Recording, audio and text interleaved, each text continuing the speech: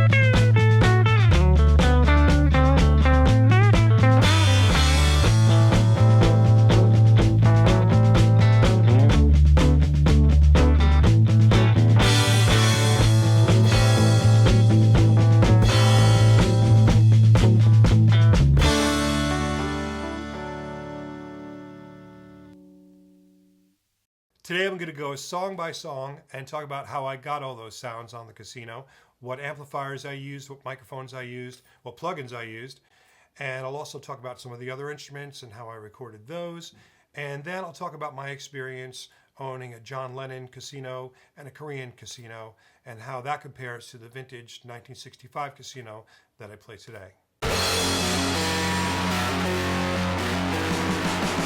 So for Revolution, to get the raw sound without any EQ or anything, first I'm plugging into the drip version of the Red 47, that's dimed, and it's fed into the Chandler limited version of the Red 47. I'm using the rhythm pickup on the casino, and here's what it sounds like.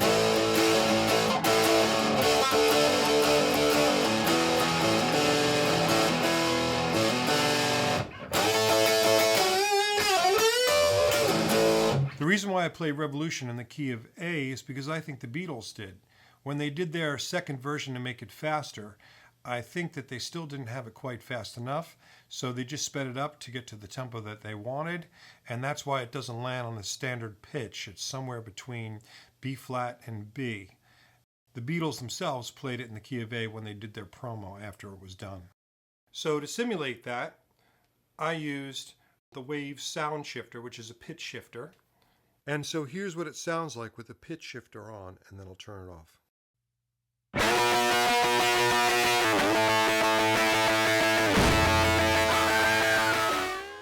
With the pitch shifter on, I can bring it up to the pitch of the record, which is one semitone and 60 cents away from the key of A.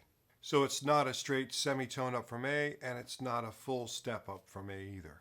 Here are the plugins that I used on the guitar. In order to simulate two channels, I actually used two of the Waves Red 51 channels. It was actually set on the Red 37 using the lead guitar poke preset. And then after it went to the Waves J37 tape simulator, and then it went to the Waves Puigchild, which is a Fairchild 660 simulation. And that's the chain that the guitar went through and what you're hearing when you watch the video. And just for the record, I opted not to record the other guitar part that George Harrison did because I wanted to make it less confusing and just focus on the casino. Usually I use 5 mics to record my drums, especially for my original music. I use 2 overheads. I have an SM58 under the snare, 57 on top of the snare, and the AKG D20. But for these tracks in this video, I only used 3 drum tracks. I had the AKG C414 ULS, and that was the overhead. And then I had on the snare top the SM57, and then on the kick I had the AKG D20. All the bass tracks in this video were recorded through the Fender Bassman, mic'd with the AKG D20.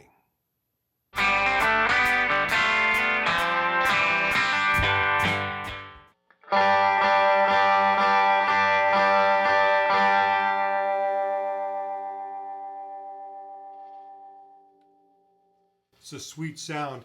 That's coming from a 1963 Vox AC30, and it's run through the vibrato channel and tremolo channel. That's the middle section that runs through the whole middle of the solo. On the 63 AC30, there are two very distinct sounding circuits of tremolo and vibrato. In order to be able to control the amount of treble that you have in the amp, you should patch it over from the Brilliant channel so you have the top boost to add more treble.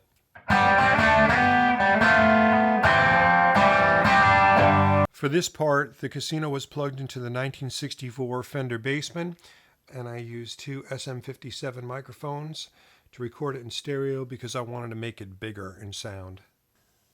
The Bassman tracks were then sent to the Waves version of the Red 51 stereo channel, and the preset I used was lead guitar poke. I might have tweaked it a little bit, but this time it was set on the Red 51 setting. Then it went into the RS-127, and that's made by Softtube.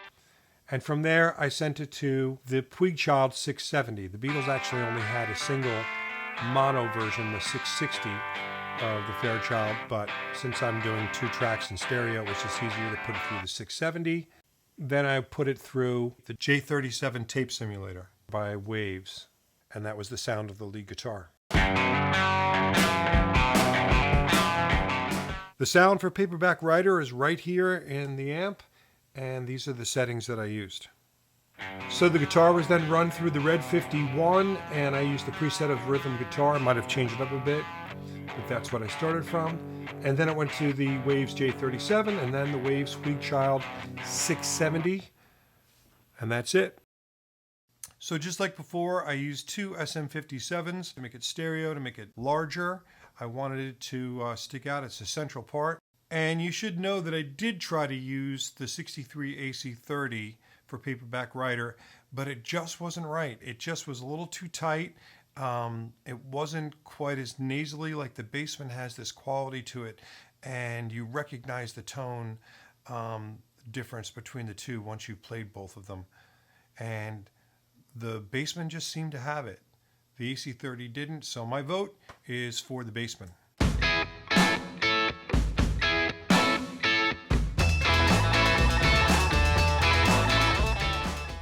I recorded Everybody's Got Something to Hide Except for Me and My Monkey, basically the way you're seeing it.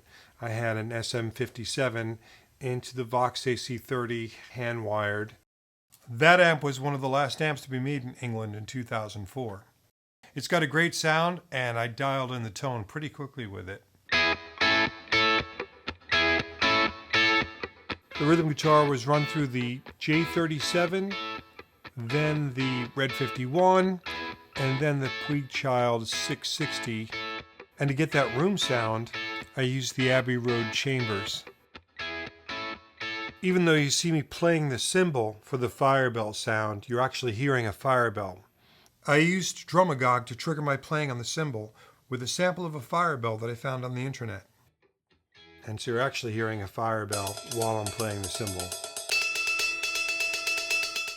The SG model is a Gibson SG Original from 2013. It's a great guitar. And I played it through the 1963 Vox AC30.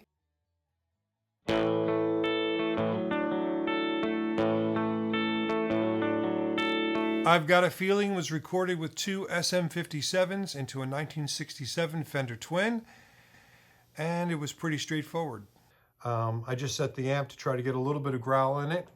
It's got new old stock RCA tubes in it, and I think that really makes a difference in the sound. And the Casino set on the treble pickup for that. I used the TG12345 channel, and then it went into the Puigchild 660. And that was just for the left channel. The right channel was left as it was. I know they weren't using the TG board for Let It Be, but that's what got me the sound, so I went with it.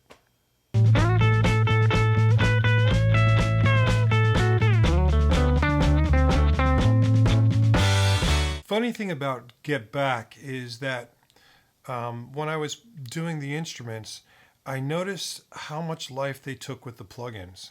I've never really experienced that to this degree before because I really haven't made a lot of Beatle covers. I usually work on my own music. And using the Abbey Road plugins really got me close with Get Back. Of course, I went through the Fender Twin for the Casino and the Telly. There was no stereo guitar miking this time. Everything was single.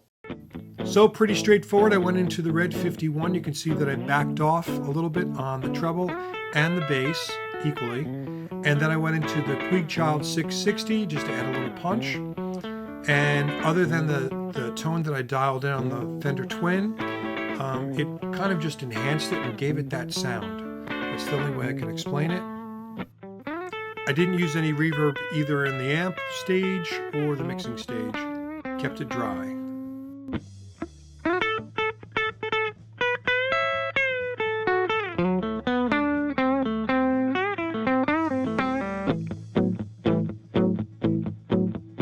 And now let's talk about the guitar. The Casino has P90 pickups and nylon saddles. And here's a close view of the nylon saddles. It's got Kluson tuners. You can see that the dot is up in the air. The binding's kind of yellowed on mine. It's got a foil E on the pick guard. The labels on the vintage Casinos are blue. It's a 2-screw truss rod. And this is what the back of the Casino looks like. On the real vintage Casinos, the heel is taller, it's thicker from here to here. So here's the vintage. So my first Casino was a vintage cherry Sunburst Casino. And it was a beautiful guitar and I absolutely loved it. It was a really cool guitar. It had Samick pickups and it really had some versatile sounds in it. It had a looser distortion. When I got the John Lennon one, it was tighter. The pickups were more refined, and I think they were both pretty strong pickups, the Casino and the Lennon, but the distortion was a little floppier, a little looser, and I actually quite liked that quality about the Korean Casino.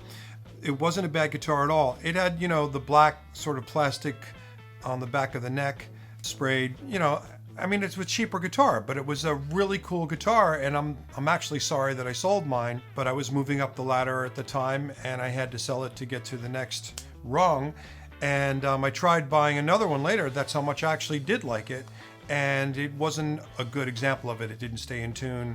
The one I had was really good. It stayed in tune. It was fine. This one looked beautiful, but it didn't play that well because it didn't stay in tune. There was something going on with it. So I sent it back.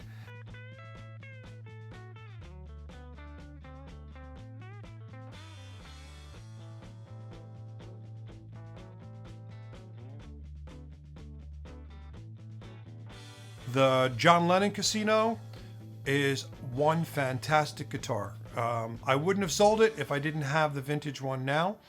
I was really, really happy with it. When I put them side by side, the things that I noticed in my hands was the feel of the back of the neck. Suddenly I was aware of how plasticky the Lennon version felt because they spray it with a lacquer that's not really like the nitro cellulose that they used to spray it with, which breathes a little more. So it felt a little plasticky, but it was like, a solidly made guitar. The Japanese make fantastic guitars. Every one that I've ever tried has been really, really good. And they had the same tooling apparently that was sent over to the Terada factory in Japan for the Epiphone tooling. So it's pretty accurate. There are negligible differences. The Lennon Casino is it, man. It just has a great sound. They sound so close. And in my opinion, the closest you can get to a vintage Casino is the John Lennon Casino. But the Elitist versions are basically the same guitar. They're both made in Toronto, Japan, and the Elitist would be the next. If you don't need the John Lennon appointments, you know, you don't need to have the nylon saddles or the black ring or the truss rod cover, that kind of stuff. It's a great guitar. The Elitist will do the same thing, and you'll like it. You might ask, you know, well, was it worth the money that you put out and the effort that it took to get this guitar? Yeah, it was worth it.